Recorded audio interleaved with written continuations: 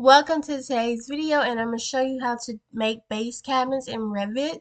So the last video that I had was making wall cabinets in Revit, and this is how that looks. And so now we're just going to piggyback off of this same Revit family and do base cabinets. Now, if you're going to do a Revit family with the wall cabinets if you're going to do base cabinets in the same family as the wall cabinets, don't do it right now. Have casework wall base. But if you want to do it in the same family, I would just, when you started the family, do it as casework. So this is what I mean.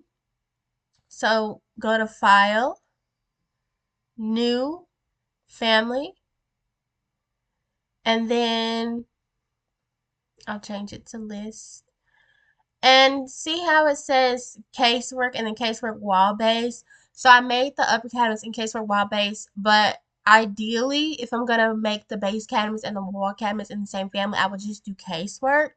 But for the tutorial purposes, I'm just going to go ahead and put it in the same family as the wall cabinets, which are in casework wall base. So I'm going to X out of that and go back to the family. And to open the family, I just click the model, press edit family, and there it is, or you can just double click it. So I'm going to start on the reference level view. And so this is how it looks from the top in the 3D view.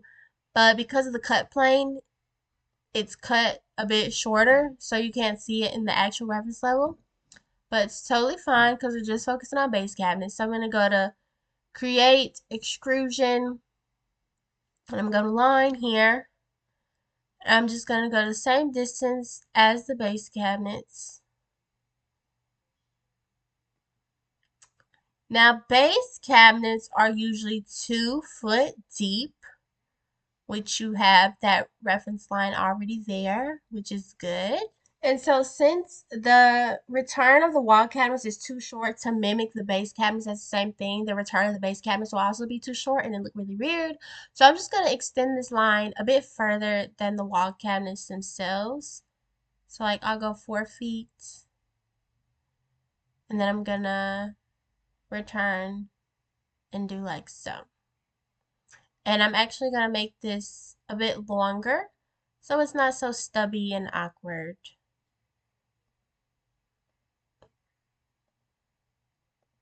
So there's the outline for my base cabinets. I'm going to click the check mark, go to the back side,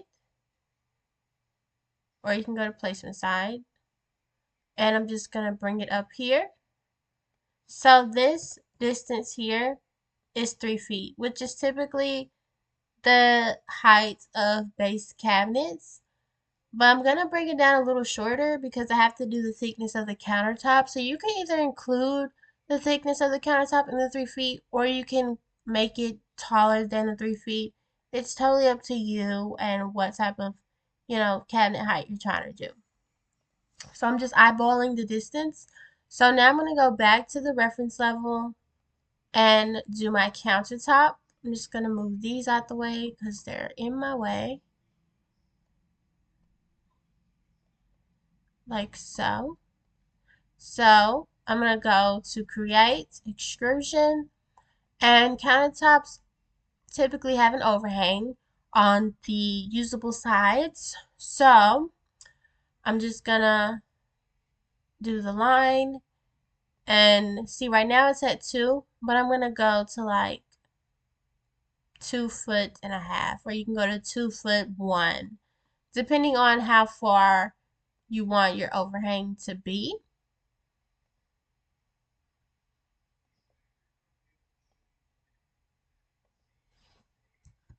And I'm just going to select this and dial it back a tab. So now I have overhang on all the usable sides, and I'm actually going to extend this one over as well. So I'm going to click the check mark, go to the placement side, and bring the countertop up to match this 3 feet. So once again, every now and then you want to check in your 3D view to make sure everything's looking right. This is how it's looking.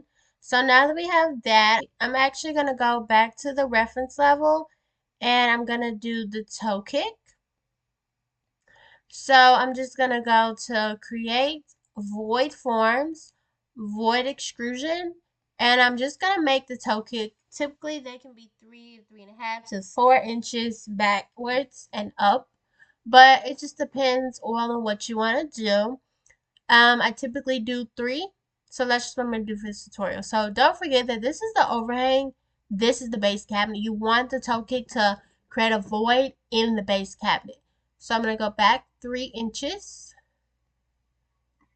and I'm just going to go along the entire perimeter, the entire front end of the base cabinet. I'm not going to do this side, so I'm just going to close that off there and go up and do the front of the void. So that is what it should look like. And I'm going to click the check mark and go to the placement side. And you want it to be 3 inches tall. So I just changed that over here and it just automatically snapped. So now I'm going to go to view, and as you can see, it has cut an area for the toe kick in there. So right before we get to the cabinet doors, we need to do a backsplash. So you can do that on the reference level, or you can just do it if you're trying to create a specific profile. I would go to the right side. Let me move this out the way. I would go to the right side and then do it again on the back side. So I would do that method. I'll do both. I'll do both. So I'll start with the right, and I'll go to create extrusion, this line tool. And typically they stop at the handle of the faucet or wherever you need it. So I would say about 4 inches. And it's just like in my how to put baseboards in Revit video. You're creating the profile. You're doing a section view of the backsplash cut, which they're typically square, but let's say it has a rounded edge to it. You could do that. So I can stop here and then create this rounded profile like that. So that's what it looks like. Okay, so I'm going to click the check mark, and I'm going to go to the back side, and I'm going to extend that all the way. So now this is what it looks like in the view. So that's how you could create a backsplash from the right side or section view. Now I'm going to do this other part of the backsplash in the reference level, which is the floor plan view, to show you the other way. And you can see that other one that we made right there. So I'm going to go to create extrusion line. And I'm pretty much just going to do the same thing, but it's going to be square in a plan view. So which option works best? I would say if you're making a certain if it's a perfect square backsplash, just do plan view. If you're trying to create a certain profile with different curvatures, do the section view, which would be the right side or the left side or the back side, depending on what shape cabinets you're even doing. So now I'm going to click the check mark, and I'm going to go back to the back side and bring it up to match the other one. And boom. Now I have both backsplashes. They're meeting together here. And so now that we have that, finally let's do the cabinet doors, which I'm going to do the flush just like I did. I'm going to do the overlay just like I did the upper cabinets. So I'm going to go to the back side. I'm going to create extrusion, simple square tool. And I'm just going to create a little gap in between by moving that over. I'm going to select the whole thing. I'm going to mirror it over this line, and I'm just going to copy this over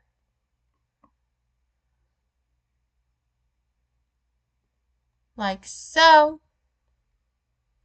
And I'm going to move this here. Click the check mark, and I'm going to go to the right side while it's still highlighted, and I'm going to move these arrow nodes to the front of the cabinet, which is right here, and just size it to the door thickness.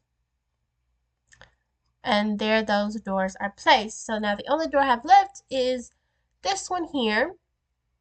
So I'm going to go to the right side again and make that door.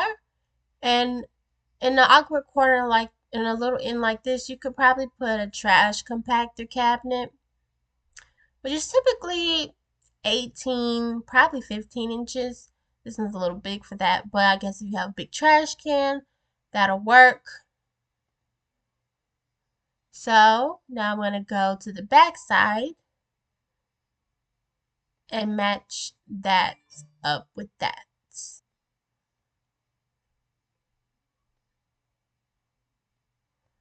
So now the final finishing touch, I feel like that door is a little too thick.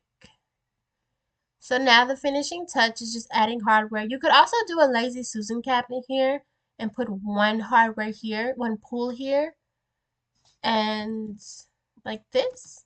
You could put a pull here and it would open up and swing to a Lazy Susan, but I'm gonna just do a pull as if it was a trash compactor cabinet. So I'm just gonna put all the hardware on.